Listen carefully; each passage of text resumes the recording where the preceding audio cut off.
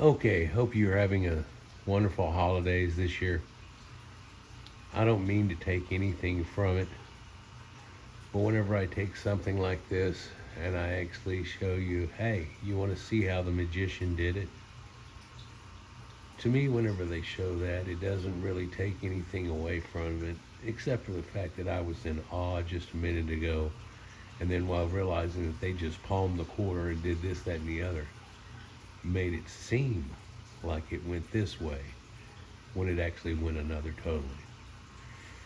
There's been a lot said over the thousands of years by different people making assumptions of how this Star of Bethlehem worked.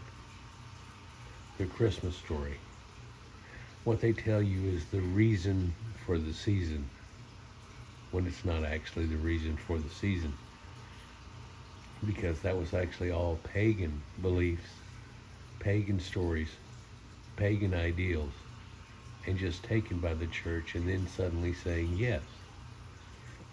While many people nowadays agree that Jesus wasn't born on December 25th and all these things that go on, the reason that the people put them in that dating and put that around it was that he was professed in a way that would describe an ancient sun god. Even whenever he gets his transfiguration and so on, this is a depiction of the sun.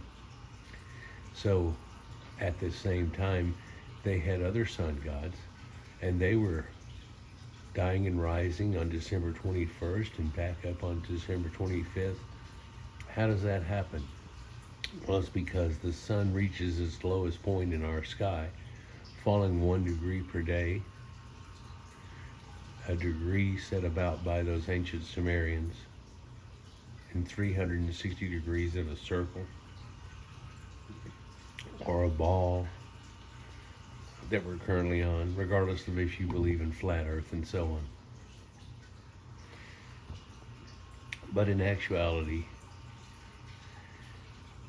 there was a primer set by the ancient Sumerians, and I believe it goes back before the Sumerians were called the Sumerians, in this idea and got taken up into something much bigger.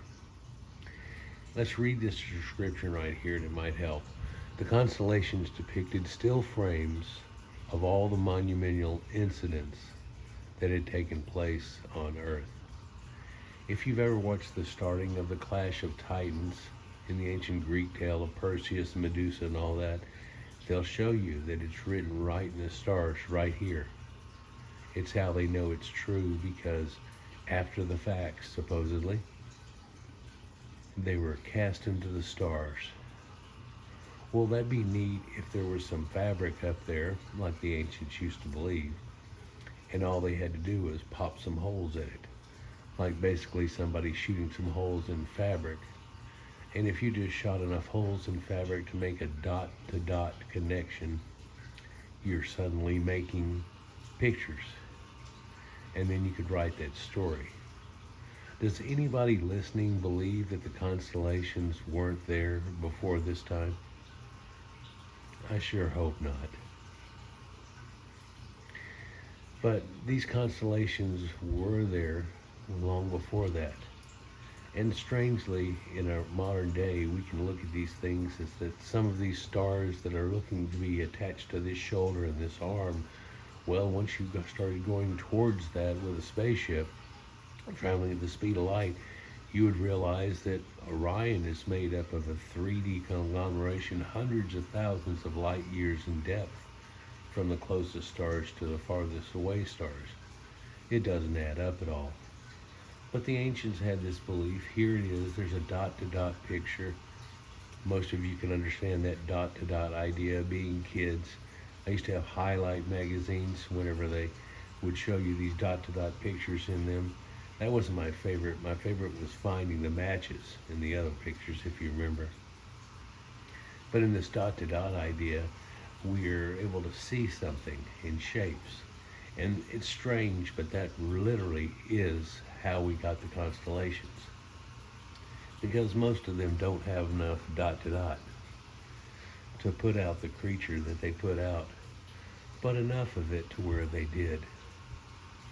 Strangely, too, you can look at this as being a common source because a lot of the pictographs that are shown in these dot to dot pictures, as we say, are the same people. The same for the Sumerians, the same for the Egyptians, the same for the Greeks, all across the known world. And that's because there's a common people attached to this. Now, when we look at something like this, we find that there's a polysemous origin in this idea. This is multiple meanings of a word or a phrase, kind of like opening up a thesaurus and going, okay, what are other words that I could use? Then there's the effect of puns that we can use. And they even utilized what other people's languages said and what that word meant versus this word, and using that also. So this polysemous is multiple meanings or words in a phrase, readings for the cuneiform signs that were used to spell out the constellation titles in each astral picture story divulge the action and details that were taking place. Religious astrologers like the Magi that followed the Star of Bethlehem to the birth site of baby Jesus arranged these stellar picture stories in order to accompany missives into narratives, which they were then recorded as miracles described in pagan, biblical, and Quranic scriptures. So what we're actually saying here is some of these tales are written in the stars, as I did a whole series on last year, and in fact even visited this concept here. It was one of the main points. Well, you want to see something written in the stars. Well, if you want to see something written in the stars that's important to you, well, it may not be throughout the year, although a lot of people have an importance to it throughout the year. But once we get close to Christmas and this idea, and they keep showing you these people that are standing out front in the yard with a light bulb indicating a star that was out there at the time and so on. One of the most popular religious stories of all time, the greatest astronomical mystery of all time, is where did the Star of Bethlehem go, and what can we figure out that they used in the first place? How did this happen? There's a period of time in my growing up whenever I got caught up in this idea of ancient aliens and stuff too. Could that be it? And then you start thinking, well, whenever they say that it reaches a certain point and then it took a direct left, that this must be something to do not with celestial objects, but it must have something else attached to it. There's also that idea that a star well up in the sky can't pinpoint to a place on the ground. It doesn't work that way. If you were standing over here at an exact point, you might be able to get that triangulation, but if you come from any different angle on it, that's not even evident. There's no way to find that out. So there's a lot of this story that seemingly in mist are hidden a little bit behind a veil that none of us can really see. But I'm going to help to lift up that veil a little bit and show you what's up under the skirt. Matthew writes that an astrologer priest from the east, Magi, arrived in Jerusalem and met with the King Herod and his retinue, stating that there was the one child born king of the Jews, for we have seen his star in the east and have come to worship him. So they saw a star in the east whenever that can't be evident. What is this showing? Strangely, this picture that we're showing here, all three of these people are in this one certain wild pose, presenting their gifts out. These are supposed to be the three Magi. And no, there aren't any differences in their Caucasian looks. This is what they would have been. In a modern day, people try to influate and say that there are three different races or three different things, but these are Persian astronomer priests. The ancient Sumerians. Babylon. This is where they got that from. This is what it hooks up to. But those priests that were standing right there, were in the shape of Orion. Let's just take a look at them for a second and see that that's got a connection to it. Can you see that up in the top right-hand corner there's a star sitting there? Does anyone listening think that a star in the sky, whether it's a supernova or anything different, could triangulate a place on Earth, seeing that they are thousands of light years away? It doesn't work that way. Now, people say that it's a comet or certain things, but the word is aster. It's not a hairy star, it's not these other things. And that it appears in the east, and it signals the birth of a king and the anointed one, Christos. How does that actually work? Well, you'll find that if we take the ancient Sumerian zodiac and all of these corresponding words that go with each one of these depictions that are there, you find that there's a whole thesaurus type that you can get into and learn that there are many different phrases you could take to put together. One thing that's weird though is this star makes a supernatural maneuver. It turns due the south and travels ahead of the astrologers for another 9 kilometers and still stationing itself over this exact house, Okia, of the Christ infant. There, the astrologers find baby Jesus with his virgin mother, Miriam, whence they lavish their regal gifts of gold, frankincense, and myrrh. How does this happen? Well, it's all written in the stars, people, and I'm going to try to help show you that right now and not make it too complicated for you. But just like the concept of the tale of Perseus being written in the stars, and you can see it right here. Here's Perseus, he's holding Medusa's head. There's Pegasus, there's that. There's Cetus, the kraken, the sea monster, and so on, and it's all in one depiction right there. Well, crazily, I can take that same area of the sky, the same corresponding zodiacs, and make the story that we're talking about of the Star of Bethlehem and Jesus' origins. Here you can see that they said that these priests went across and found this place of Judah.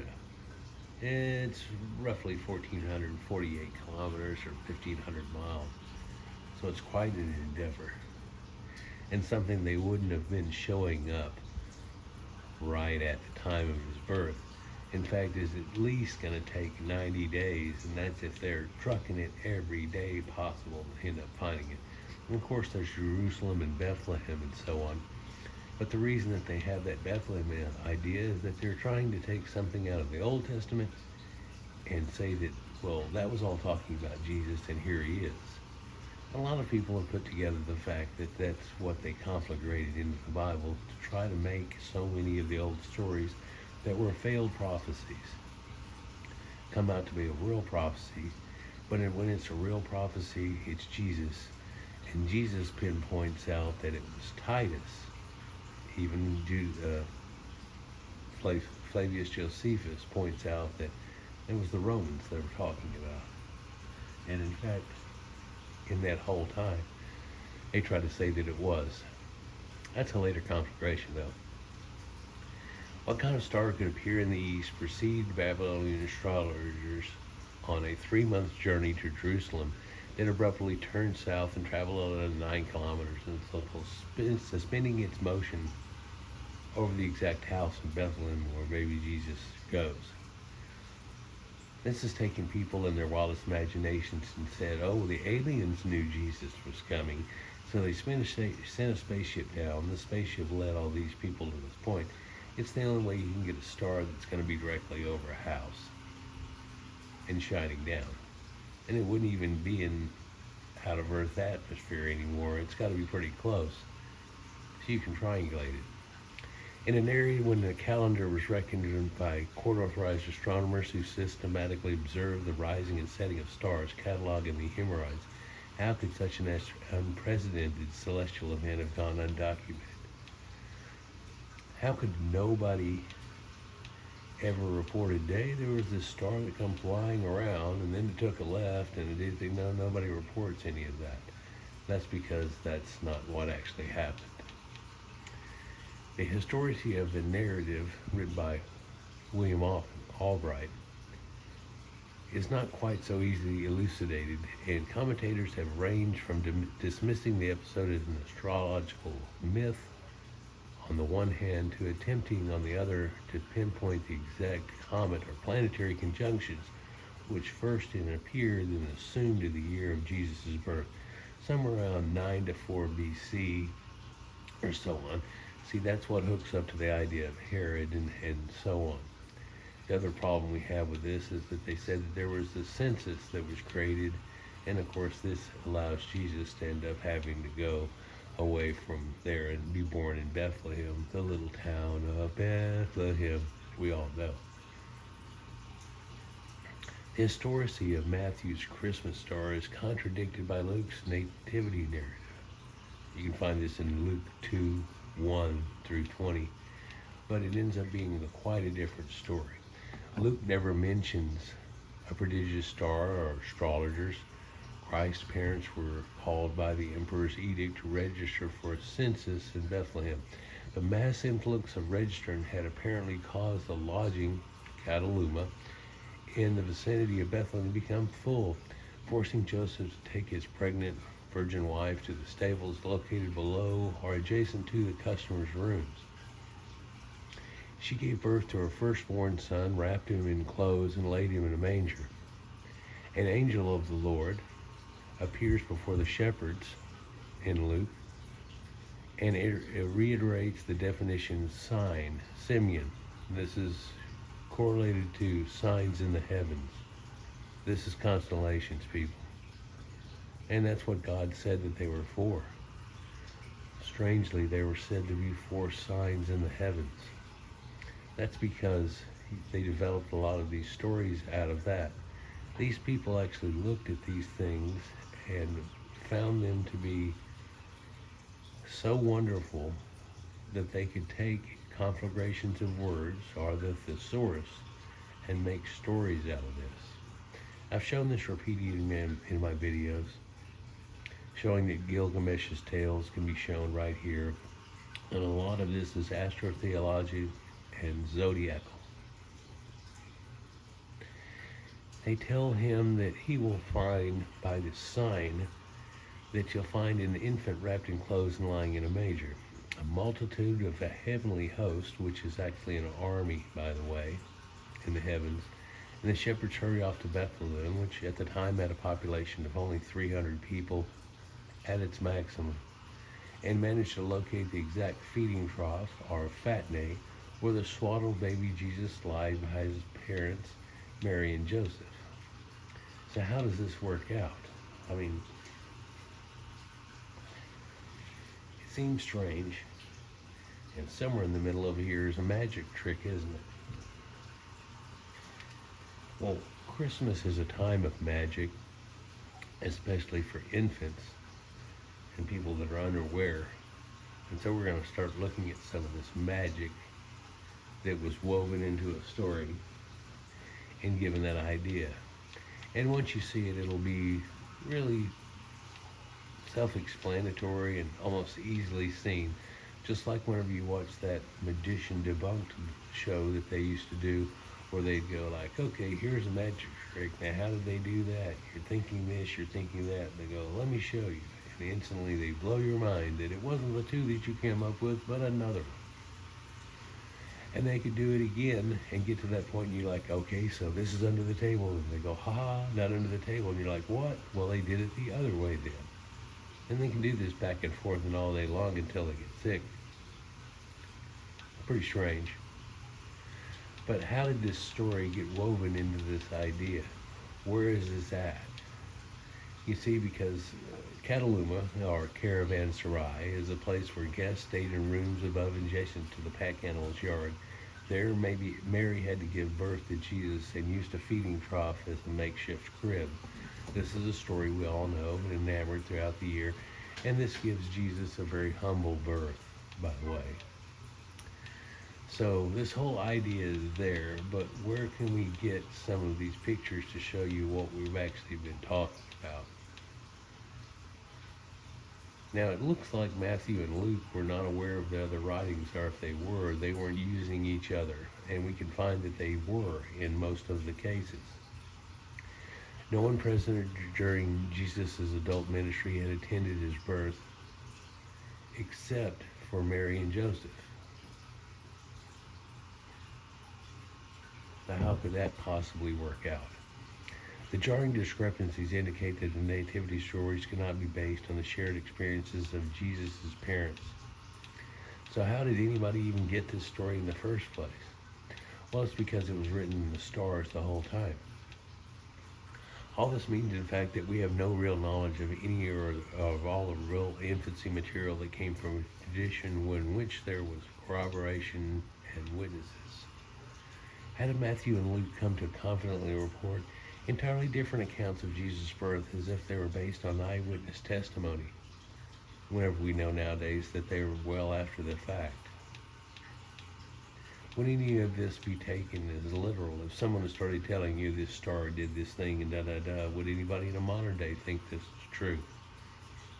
I understand you could probably get somebody to believe this in ancient times.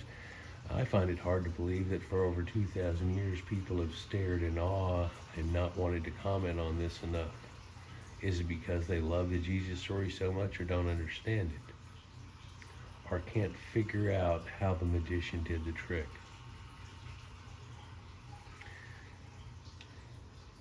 Early Christians need to prove that Jesus was the Messiah.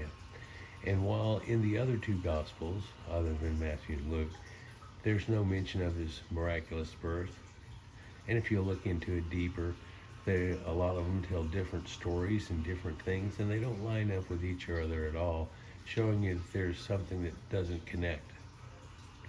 The thing that they try to use by putting 4 different stories in there and a variation on a theme to get people to believe is the same thing that thousands of years later people have picked through to try to make sense of and realized this never made any sense to anybody. You had to really want to believe. Well, there's no way this is going to work out. Although they describe the earliest moments in Jesus' life, stories of the latest additions to Matthew and Luke's Gospels, both are written around circa 85 AD, so there really wasn't anything of the time that goes on. And believe me, there are a lot of astrologers looking around, and if something like this would have happened at all, they would mention it, but they didn't. Jews and pagans believed Jesus was illegitimate, so they had to make him legitimate, and they had to make him written in the stars.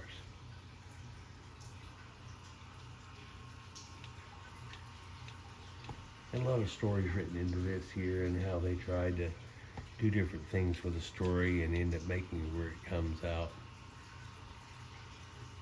It was Jesus who fabricated this story that he had been born of a virgin. In fact, however, his mother was spinning, a poor country woman who just wove fabrics, who earned a living by spinning. She had been driven out by her carpenter husband when she was convicted of adultery with a soldier named Panthera. Now, this is what people had figured out, but this is actually a different Jesus, son of Panthera, or Jesus ben Bar Panthera. This is a different Jesus, by the way, but they're using that because they, oh, you're trying to say this. Well, this isn't really true, and that he was an illegitimate son of a Roman and her, and she had been convicted of adultery, so almost a cast out. So this is really quite interesting that they take something so offhandish like this and put it in. This shows you that Mary wasn't really that holy or stuff that was going on, that she had cheated with a Roman soldier. Oh, you can make up your own thing where he raped her, or whatever you want to try to come up with, but that's not the narrative.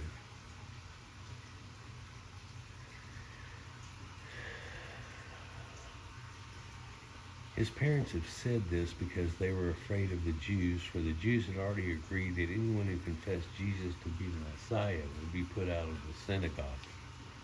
There was a large amount of time where this was not accepted by people to the point that it was heresy.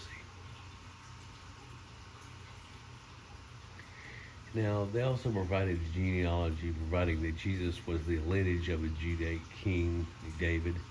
It established Jesus' birth as the site of Bethlehem and fulfillment of old prophecy in Micah, stating that the Messiah would be born in Bethlehem. So they had to make up this story about this fictional census that was taken. Otherwise, they couldn't get him there whenever he's supposed to be a Nazarite. So Jesus was born in Nazareth.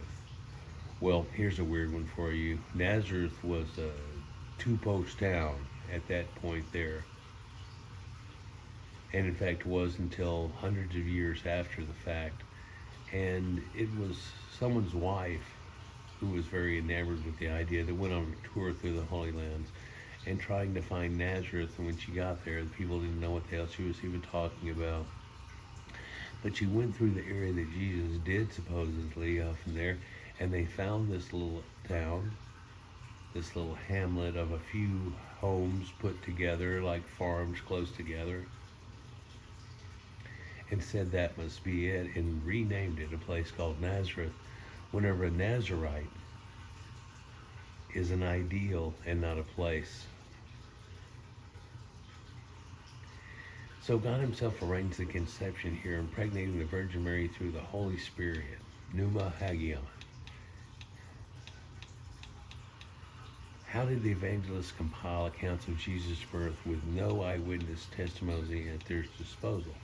Well, it's actually true that they didn't have that. But what they did have is a photograph of the moment that it happened, and it's still written in the stars to this day. You can still see it to this day. So this birth narrative was taken from a long time ago. And while they try to tell you it was priests or it was kings that came to try to tell you that they professed towards Jesus, what's strange about that story is that that's the story of Nero's birth, where they did have kings come show up in a large contingency to give him gifts, becoming the newest king or emperor of Rome. That has nothing to do with Jesus, but it's a story that gets taken from that. These Babylonian astrologers imply familiarity with the esoteric astrological precepts upon which their prognostication is based. See, they found it written in the stars, so it must have happened. You follow me? If there's a story that they can find written in the stars, then it actually must have happened because it's been written on the face of the universe. Only from our point of view. If we get a few light years out over here and look back, none of these creatures look like the same creatures. Everything changed. So let's just look at this. In the constellation of Leo, in its heart, there is Alpha Leo. And Alpha Leo was known by the ancient Sumerians as Sharu, which can take him to be a child, or the true Sharu is the name of a king. So we've got this king child idea, don't we? Yeah, and Leo is the king of the beast. And a lot of people over centuries have talked about why is he a king? Well, you can just imagine the lion is more smart, cunning, this, that, the other goes on. Well, yeah, but I mean, they can't mess with an elephant or a lot of these other creatures here, so what makes them the king? Well, it's things like this that make them the king.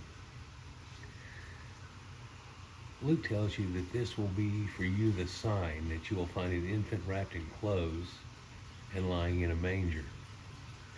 I want you to look at this picture here where you see these barn animals that are there. There's a donkey.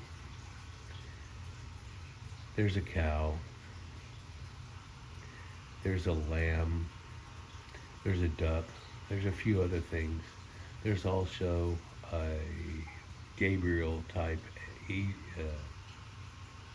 angel showing up above. And then this little manger type of idea, which in a lot of people's mind always ends up being this separated place. But as I showed you just earlier in a photograph, that's literally the side courtyard of where these people were able to stay. Now, it's of course a false thought that they even had a census where all these people had to come in and overwhelmed it.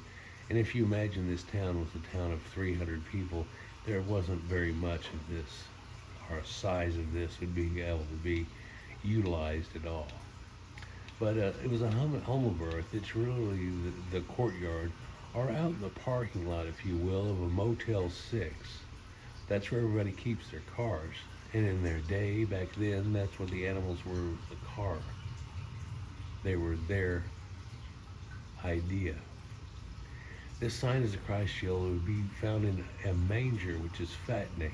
Can we find that anywhere? And serving as a sign, how would that work out? Well, phatne, the manger, is a star cluster known as M44, and it's right there in your same visage as you're looking at this story that's supposed to have been written in the stars.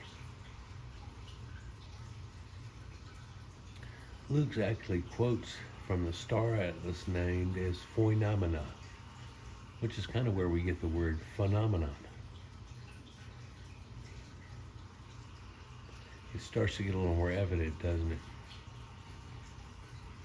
Phenomena, that book repeatedly refers to Virgo as a Parthenos, which means she's a virgin, which is exactly how Jesus' mother is described in the Nativity narratives, isn't it? Isn't this quite the phenomenon? Well, so we're starting to see a few pieces of the puzzle go in here where there's Leo. Strangely, there's Leo in that, but then there's never a lion in the story. Well, there is actually. Jesus is a lion that lays down with a lamb and so on later, isn't it? But in that story, there wasn't a lion because the lion gets taken into a different idea. It ends up being a cluster of constellations that make up Leo. But right there in the sky, right as we're looking at it here together, there is Parthenos, which is Virgo, the Virgin, which is Mary, an infant king in Regulus, the star that was there, and a major. So we've got some of the major components that are right there in it, written in the stars. It's worse than that.